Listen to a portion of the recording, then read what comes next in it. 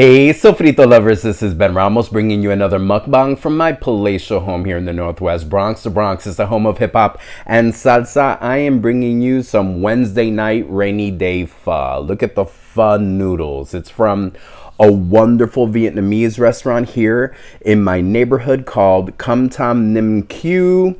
Specialty pho full of brisket. Look, and it's got some tripe. And here's a little bit of the brisket and, some meatballs. And eating soup for a mukbang is always a little bit dicey. So we're gonna work this out together. All right, so frito lovers, buen provecho.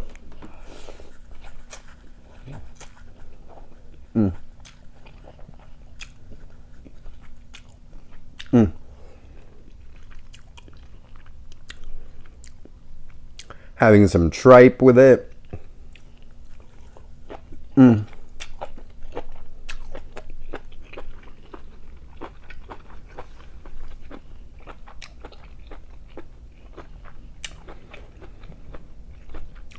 So frito lovers, it is a cold Wednesday night.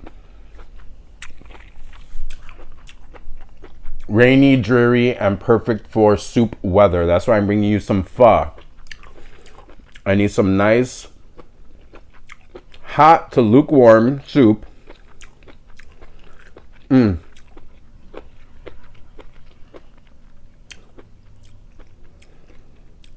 Got some brisket here, a little dry because it's been floating on top. Usually I put this into a bigger bowl, but your boy is tired, hungry, and not in the mood to have to dishwash any of his bowls. Look. So frito lovers, how are you? I hope you guys are doing well.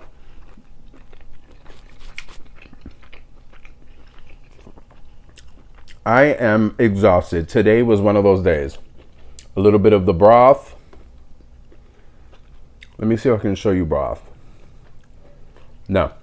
Broth. Yes, this is why there are no soup mukbangs, mi gente. So frito lovers, this is difficult. But listen, we're moving forward. We're doing what we can. Look. It's great. It's pho. It's delicious. It's great. Take my word for it. I know you can't see a lot of it. You'll see some of the noodles as I slurp them up. Things are good. Things are great.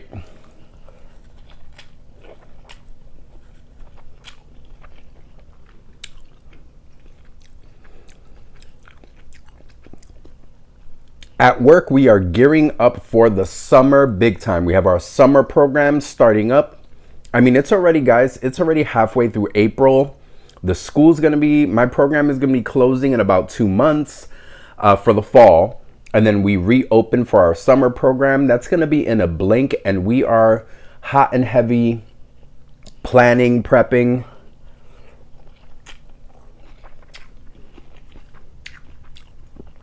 It is only April 17th, but we are living and breathing the summer already. And I'm just wondering, what am I going to do for the summer besides working my summer program, which some of you who've been around for a while know it is an intense period of time. I'm going to let you guys know early right now. I don't know how many mukbangs I'm going to film over the summer. The summer is usually a dead time for me because it is exhausting. The days, the pace, the length of time.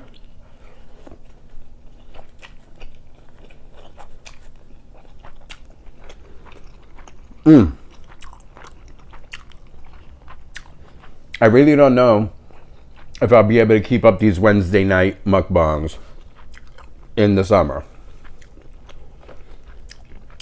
I may have to film on the weekends when I'm feeling a little bit better. Because the pace, the schedule, the running around, the high intensity stress, all that good stuff makes the summer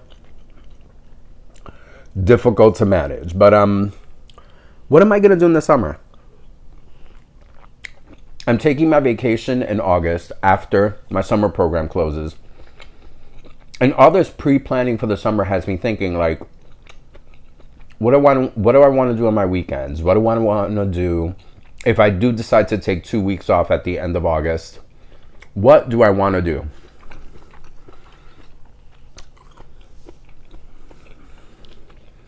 Do I want to travel? Do I want to travel within the US? Do I want to go to Puerto Rico? Do I want to go somewhere else? I know it's crazy to ask you guys because a lot of you are like, Ben, it's April. There's no way I'm thinking about the summer. But shouldn't you be? I don't know. It's so in the air in my professional world. I mean, I have friends and colleagues that we're all living and breathing the summer now. And the school year hasn't ended yet. And we're already living and breathing our summer programs.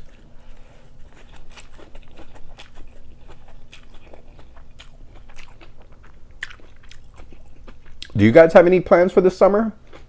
Are you guys traveling?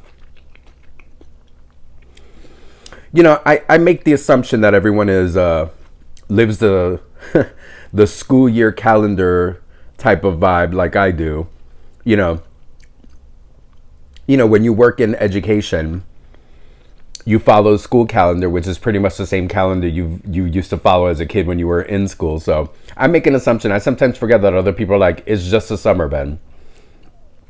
It doesn't affect my life or my work in any way.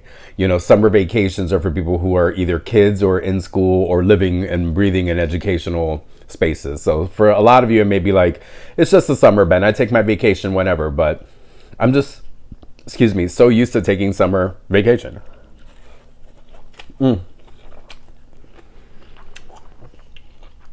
Anybody going anywhere?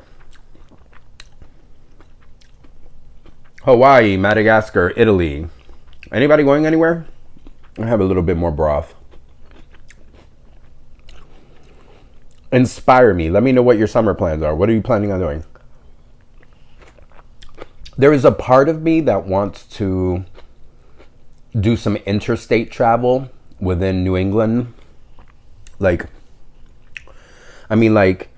Talking with David about, hey, let's take a weekend and go to Connecticut. Let's take a weekend and go, to Jersey City or let's take a weekend and go to Atlantic City, the Jersey Shore.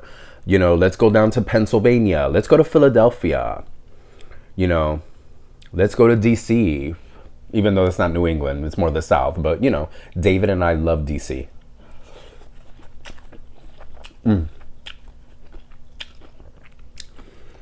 As much as I've told you guys I'm not a big traveler, I'm not a big flyer, but, get me on a bus or a train. I am not a road trip guy. Don't even talk about, it's so much cheaper if you rent a car. No, I hate riding in cars.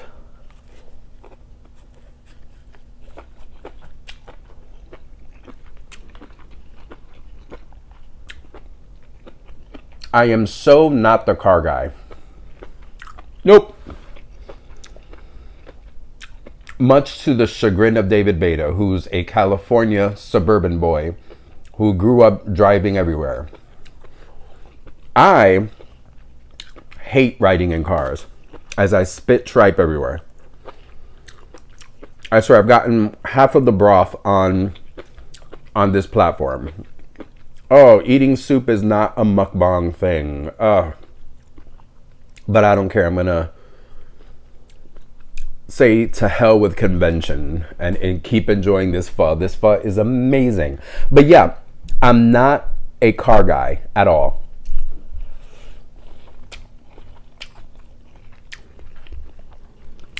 I am not Mr. Road Trip. Nope.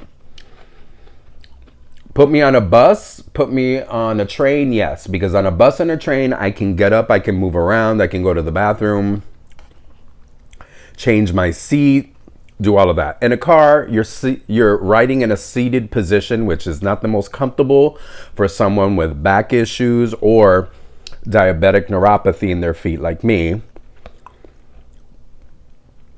I'm just not. David for years has been like, I just want to rent a car and drive everywhere. And I'm like, well, then you'll do that by yourself. Or when we've gone to Boston or or Philly or DC, where we like to go, it has always been we're riding a bus, we're taking a train. No, no, no.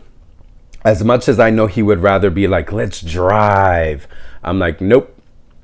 Not good for my back, not good for my feet. Totally uncomfortable.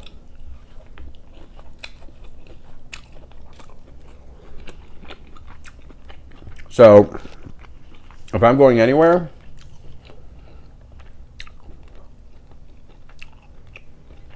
we're going to be driving. I'm sorry. What am I saying? We'll be taking a train. We'll be Amtrakking or Greyhounding it. One of the two. You know, we both love Washington, D.C. I went to college in DC for the first 2 years of undergrad. Loved it. It was my home away from home experience. I did a lot of growing up, a lot of maturing. I made a lot of mistakes and learned a lot. Being away from home for 2 years, learned about independence, came back to New York and was far more of an adult than I was when I left.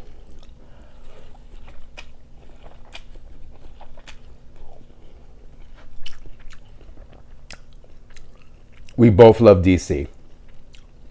I think DC is a city that David would thrive in more than New York. I think David likes how southern, slower, more residential that DC is than New York City. David is a big Queens fan. He loves the borough of Queens, Astoria in particular, because Queens is one of those boroughs that, unlike a lot of the other boroughs in the city, is a lot more residential. It's slower, it's smaller, it's lower to the ground. All the buildings are not immense. It's very David. So DC gives you a very Queens, Brooklyn vibe in that way. So that's why I think he really likes it. I think we were in Philadelphia together and we really liked it too.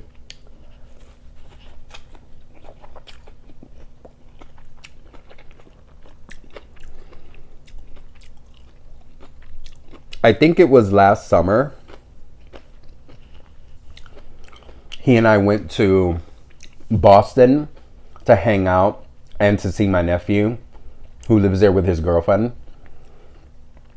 And Boston is also a smaller city, a more residential vibe, not as cosmopolitan, not as urban as New York. So we both kind of fell in love with it. I hadn't been in Boston in like, I don't know how many decades until I went to go see my nephew last year. And it was so great to travel. It was so great to be there, to see him, spend time with him, but also run around the city and do the foodie thing, the couple thing, the explore the city thing. So yeah, maybe some time in Boston.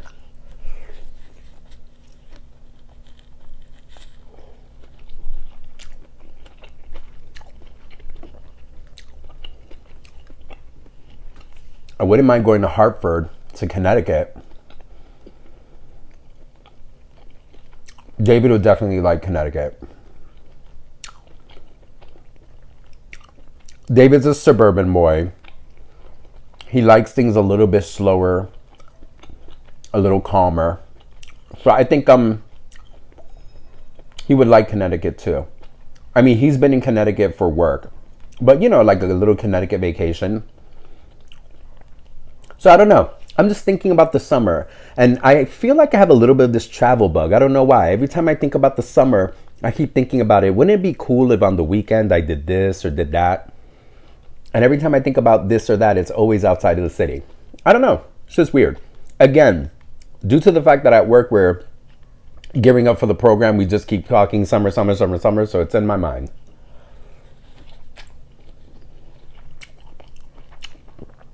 On my mind, I should say.